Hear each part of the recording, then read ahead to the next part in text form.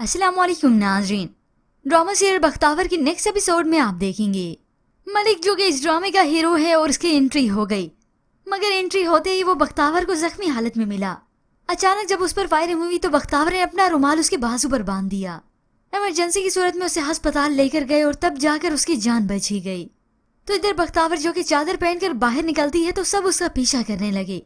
वही उबाश लोग जो इसकी घात लगाए बैठे थे, वो मकान मालिक भी उसे घूरने लगा और मोहल्ले के ओचक के लोग भी। वही आवारा लड़के तो उसके पीछे लग गया। पूरे 1 महीने बाद देख रहा हूँ मैं आपको, आप तो दिखती नहीं। बख्तावर भी इसी मजबूरी के तहत ही बाहर निकली है कि कहीं किसी को शक न हो जाए। अब वापस घर आए तो अचानक से कमरे का दरवाजा खुलने की आवाज आती है, तो वो घबरा कर जल्दी से कुंडी लगाती है कि अगर ये दरवाजा खुल गया तो हमारा राज भी खुल जाएगा।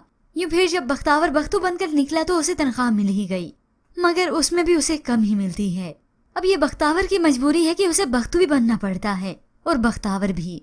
अब ऐसे में कभी उस पर मकान मालिक नजर रखता है तो कभी वो उचक का आवाजें कसता है, मगर ऐसे में बख्तावर ने हिम्मत नहीं हारी और उसकी यही हिम्मत और नेक नियति उसे ऊंचे मकाम पर भी ले जाएगी।